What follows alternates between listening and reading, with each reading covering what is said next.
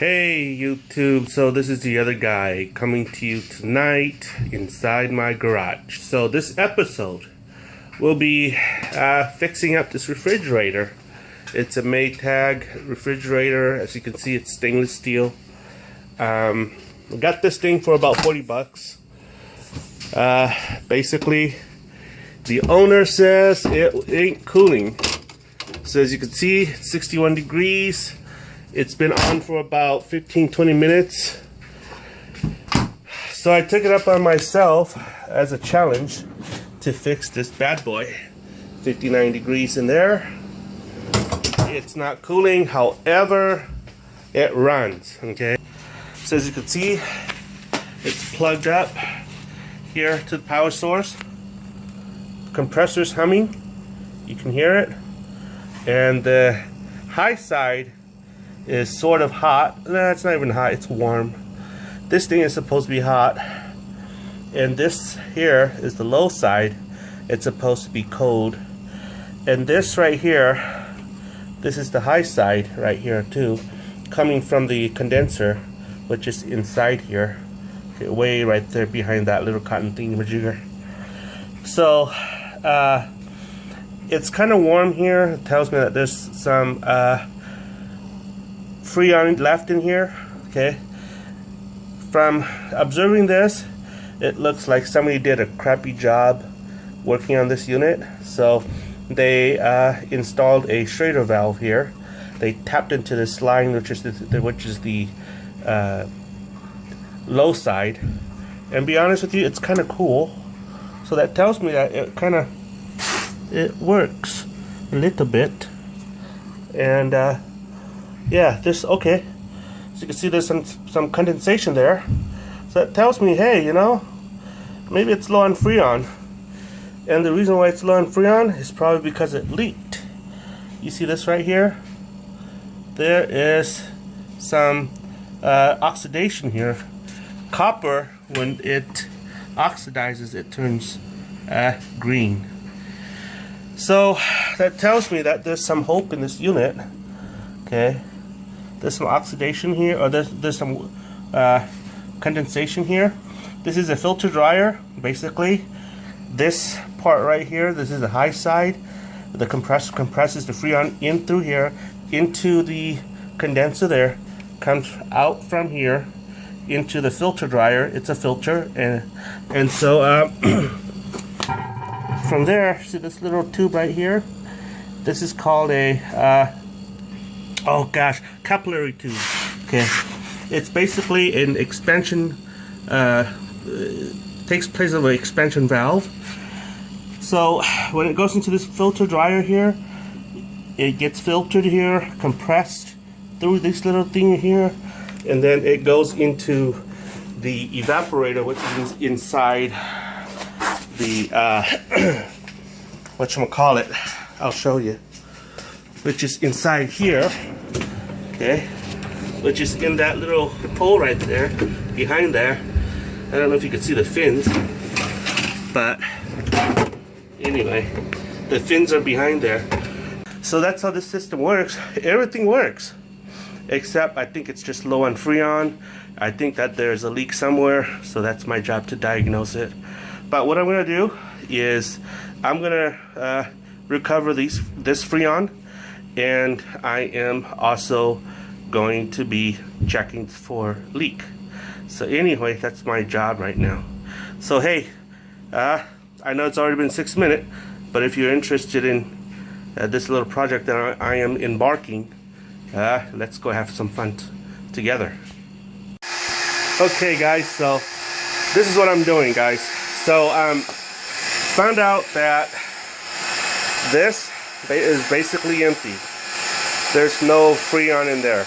So what I'm going to do, well, what I'm doing now is I am actually evacuating the system, okay, to 0 psig. Okay, so I've hooked up my line to here, okay, and as you can see, I'm pulling vacuum here. This is my gauge, and it's below 0 psig right here. Okay, so I'm gonna make sure that it goes to negative 30 psig. The reason is because I don't want to leak, and so what I'm gonna do.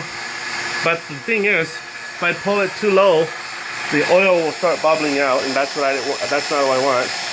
So anyway, I think I have enough vacuum now. Let's close it. Okay, turn off my little thingamajigger here. Okay, and we're gonna take a break. We're gonna wait for about between 5 and 15 minutes, and we'll come back to see if this indicator here it goes move beyond 0. If it's moved beyond 0 to a little bit over 0, that means that it's got a vacuum leak.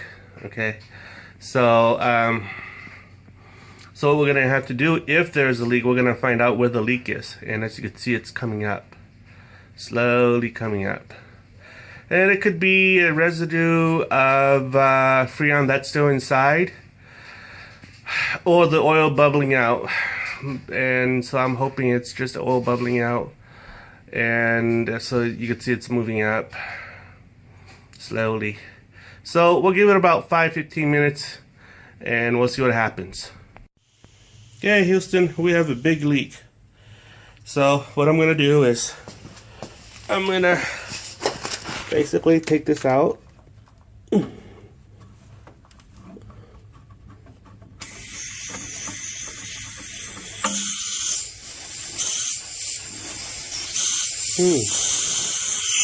Hold on. How come there's a lot of pressure in here?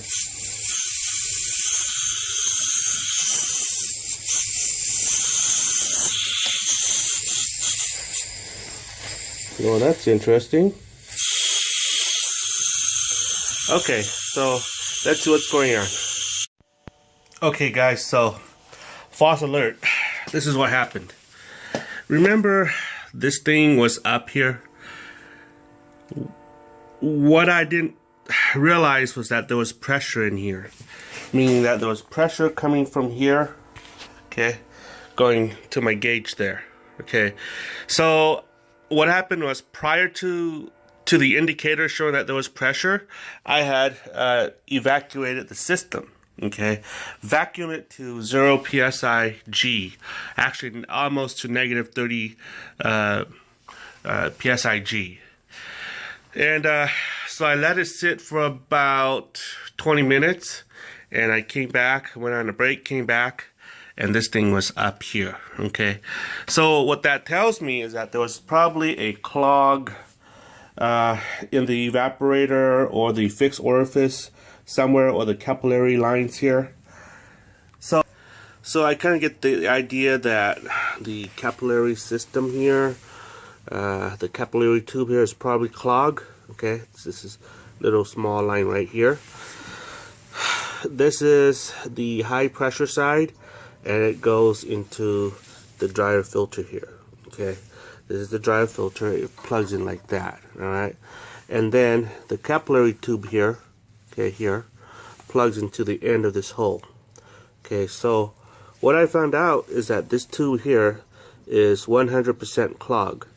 Try blowing into it, no air comes out, so this thing's gone. So I then try to blow air into here, no go.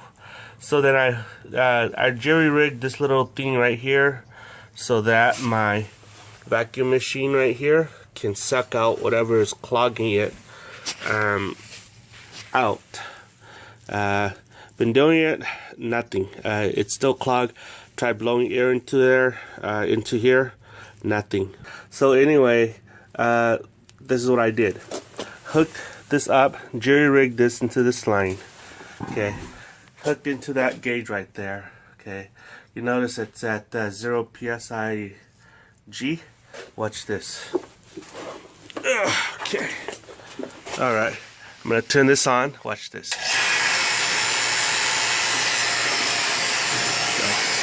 Close the valve. Okay, see that?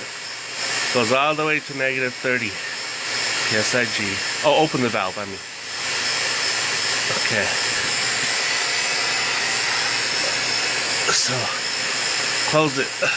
Open. I mean, boy, this is closing. I'm sorry. This is opening. Okay.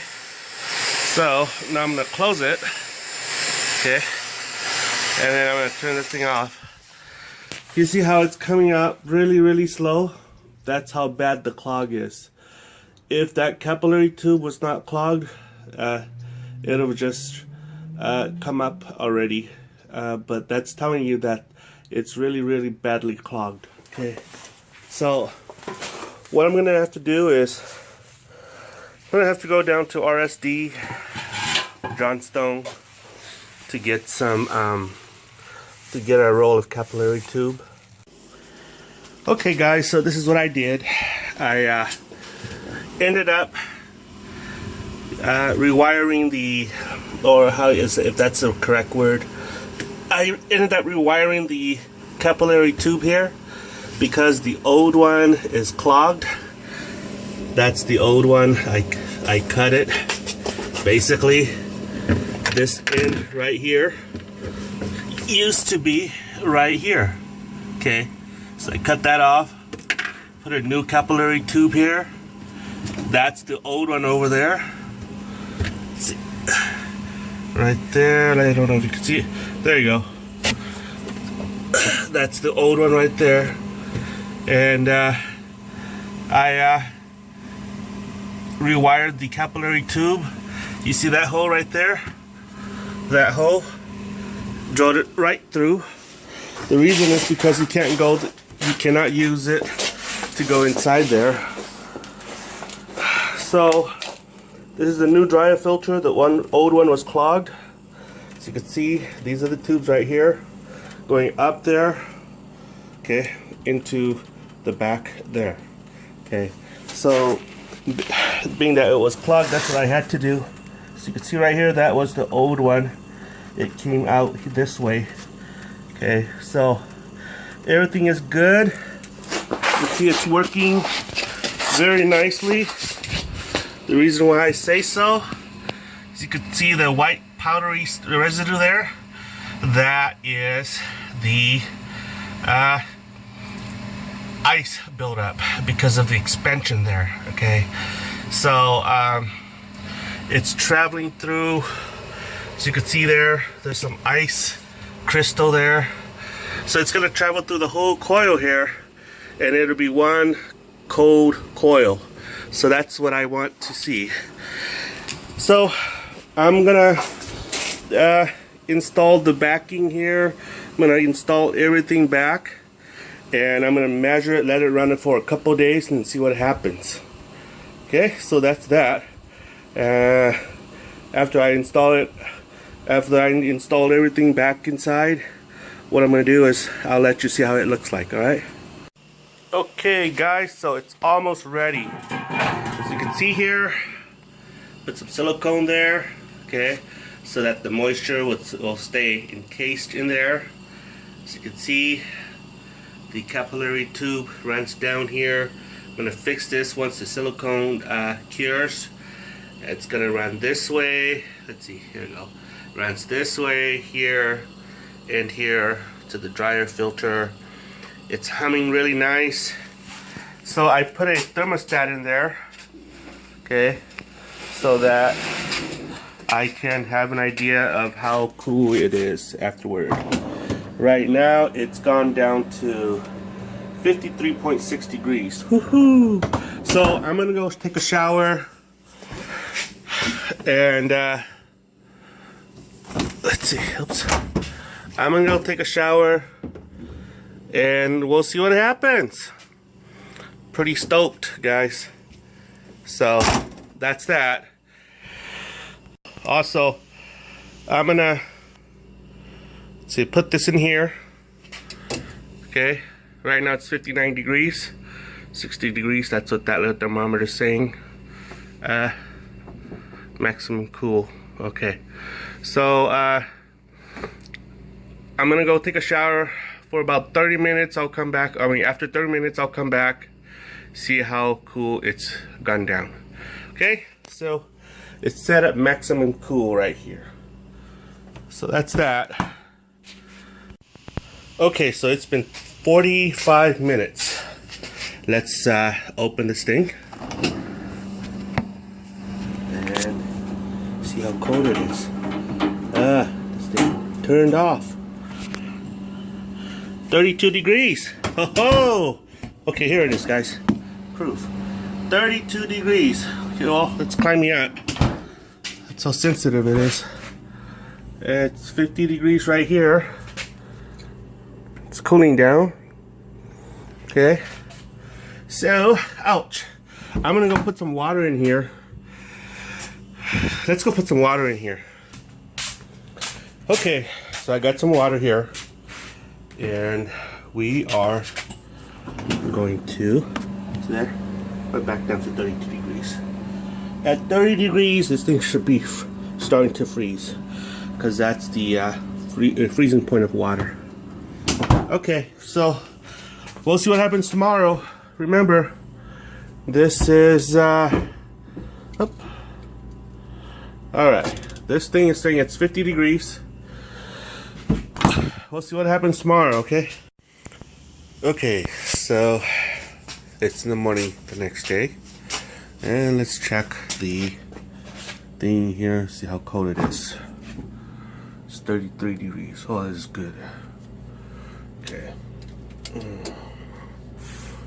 Okay, it's 30 degrees on my thermometer here. 33 degrees as per the refrigerated thermometer. Okay, so let's go in here to see if we have frozen water. Yep, frozen water. And it's how cold it is.